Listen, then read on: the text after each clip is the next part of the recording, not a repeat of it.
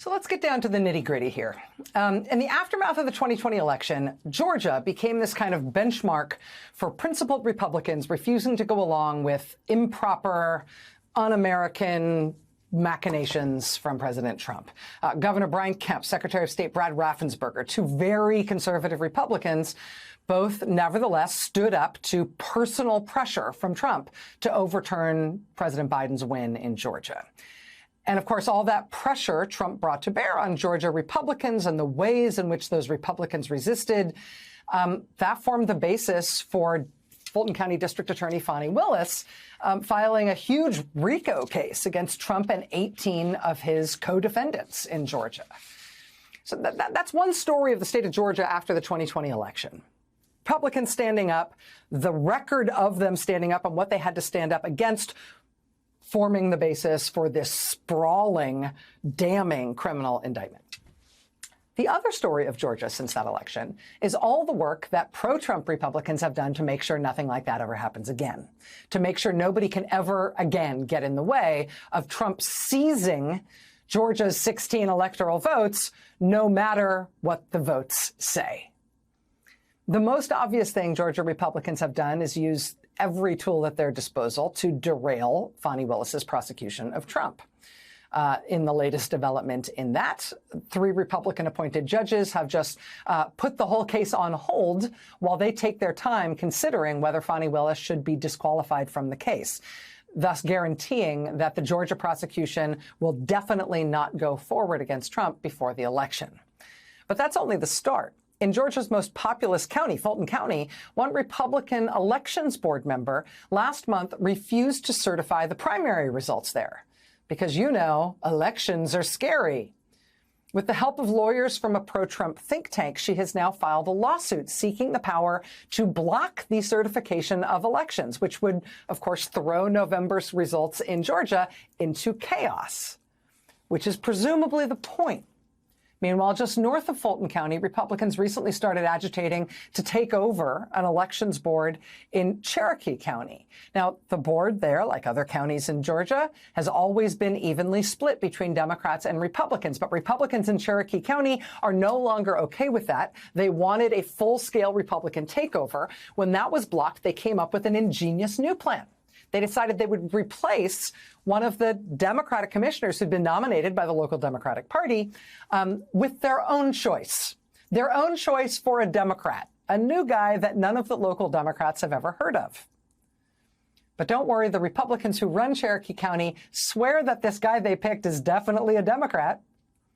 The Atlanta Journal-Constitution reported that the Republican Cherokee County Commission chairman, quote, assured the board that the new member is a Democrat, even if the local Democratic Party is unfamiliar with him.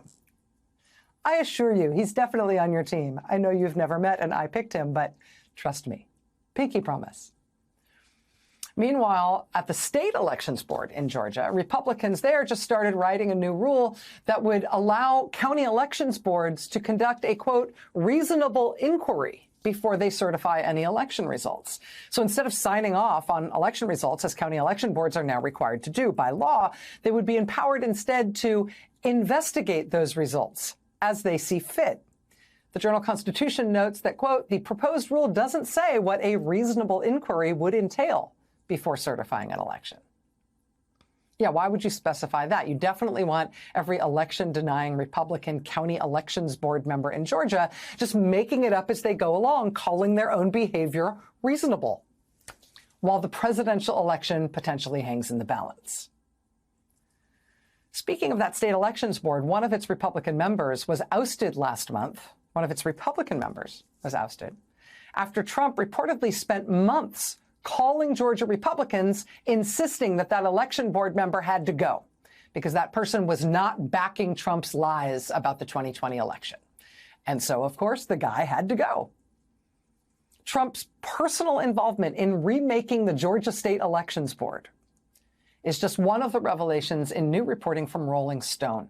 Their new piece is headlined, Georgia is Our Laboratory.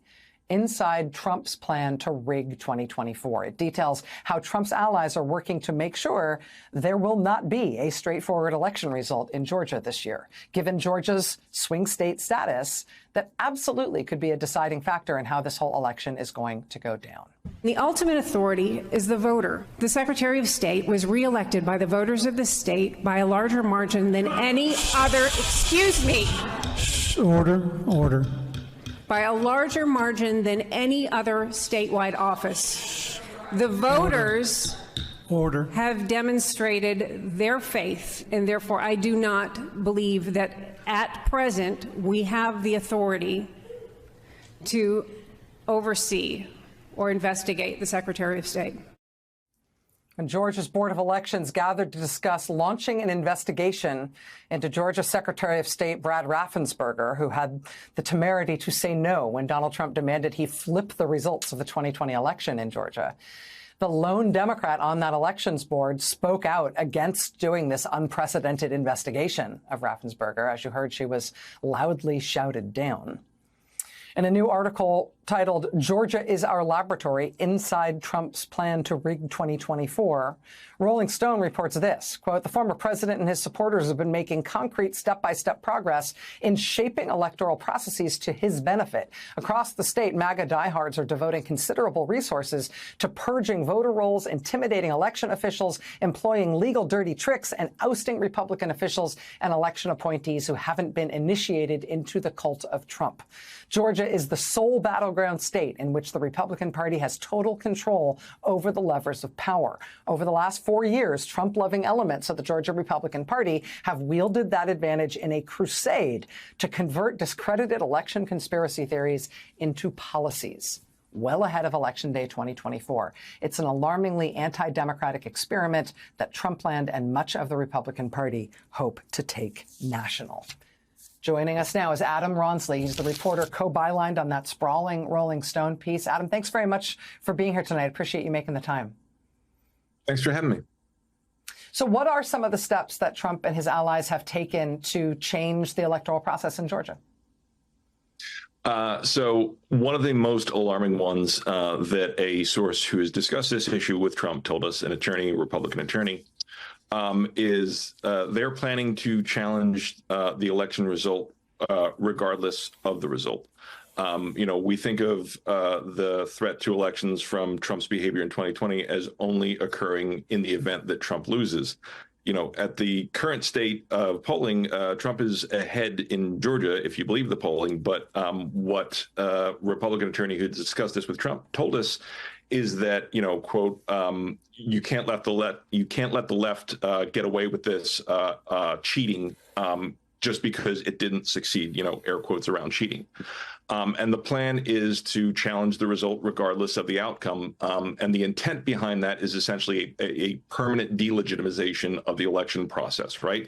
It is heads I win, tails you lose.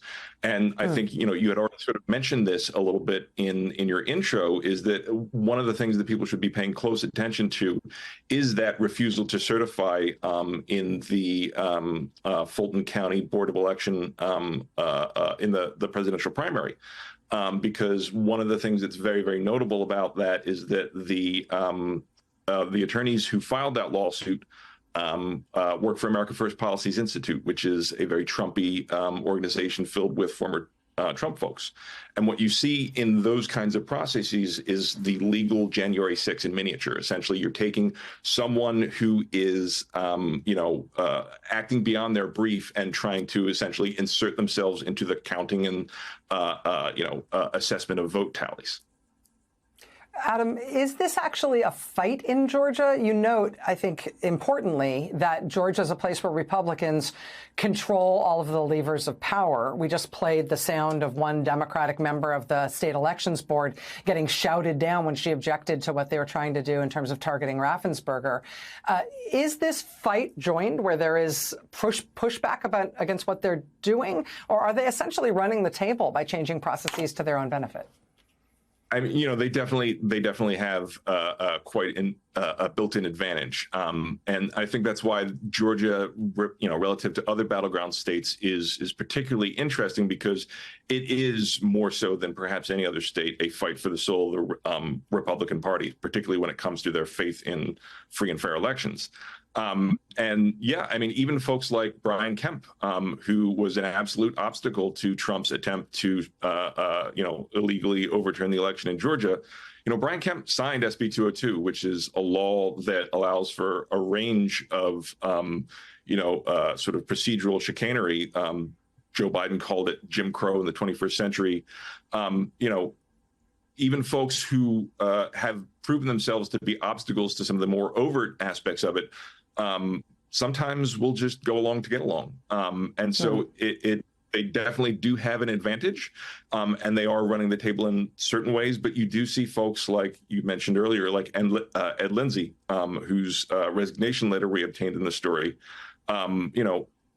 People like that, you still do have these kind of principled Republicans who are willing to stand up for what they believe in. But as you saw with the case of Ed, he had to resign under a great deal of pressure from not just President Trump, but from the grassroots of the party who believe in a lot of election conspiracies.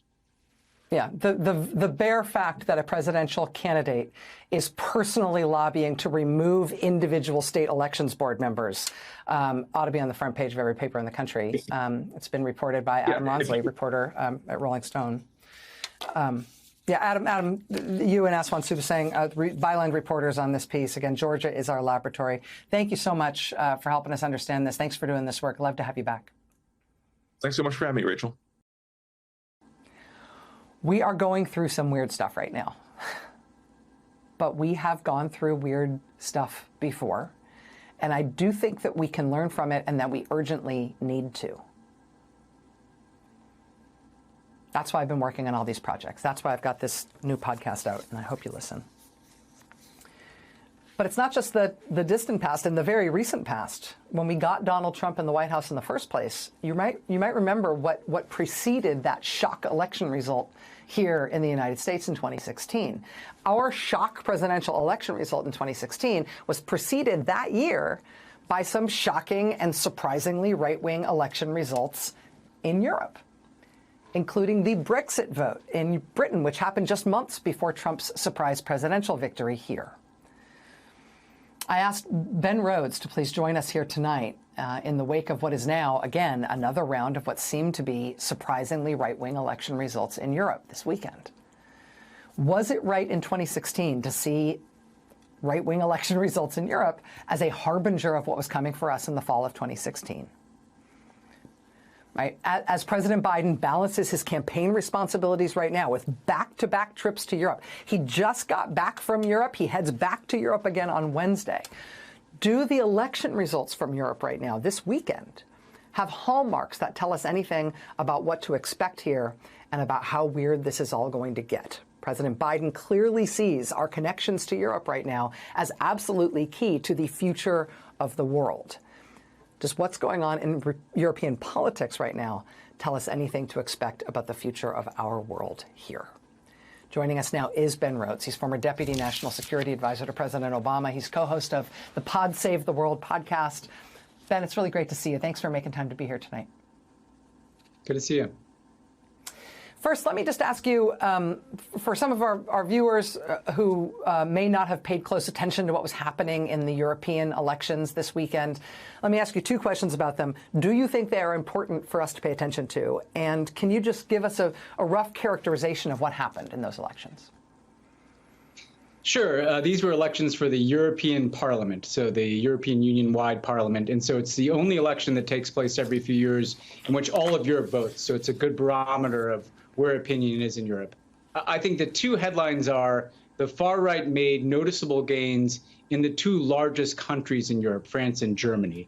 In France, the National Front Party, which is the far right party that used to be on the fringes of French politics, emerged as by far the largest vote getter in this election. And to just build on what you're saying, Rachel, this is a party that is not only far right, they've had ties to Russia. They got a $10 million loan from Russia within the last decade. So this is not conjecture. This is reality. And in Germany, the AfD party, which has ties that go back into the kind of neo-Nazi past of Germany, that's never a good thing in German politics, obviously, they got over 15% of the vote. Not a huge total, but very alarming given the source here. Now, I want to be clear. In other parts of Europe, actually, the center did hold. But I think the real concerning factor is in the two most important countries, France and Germany, we saw these far-right gains. Do you think that it's right to look back at 2016 and see some of what was going on in politics in Europe as a harbinger for the shock election result we got in the fall of 2016 when Trump won? Do you think that these election results should be read as a harbinger of what's coming down the pike for us this year? I absolutely do, Rachel. The commonality between the Brexit vote, the vote by the UK to leave the European Union in 2016 and the Trump election, was that it was a surprise. People did not think that Brexit was going to win that campaign, and they campaigned on a kind of right-wing populist message. The slogan was "Take back control." And they ran against globalists and liberal elites and against immigration, and was very Trumpy in its message, frankly. And it kind of foreshadowed what we ended up dealing with in the fall here. I think, Rachel, the warning in this election, and you asked me a question when I came on to talk about my book a few years ago about far-right parties and their commonalities around the world. You asked me, well, what lesson should we learn? I always think about that. The lesson I take from this one, Rachel, is that there are incumbent parties in Germany and France that have defended essentially the status quo. Emmanuel Macron has been a defender of the European Union. Olaf Scholz in Germany has been a defender of what we would call the liberal international order. People are not listening to that message right now. You cannot defeat these parties, these populist insurgents, by being the defenders of the status quo. That's hard for a Joe Biden, who's president of the United States. But you have to simultaneously tap into people's dissatisfaction with globalization, dissatisfaction with inequality, sense that things are slipping out of control. It's not enough to just say, we're the responsible adults here. You have to kind of get down and have a different message for how things are going to change. And I think that that's the warning sign that Joe Biden should hear. Not enough to run on status quo here. Not enough to defend even the things that we think are very important. You have to meet people where they are, and people are frustrated. Ben Rhodes, former Deputy National Security Advisor to President Obama. Ben, thank you for making the time. I feel like when we need to widen the lens a lot and look at America in the world, you're almost always one of the first people I think of to talk to about these things. Thank you so much for being here.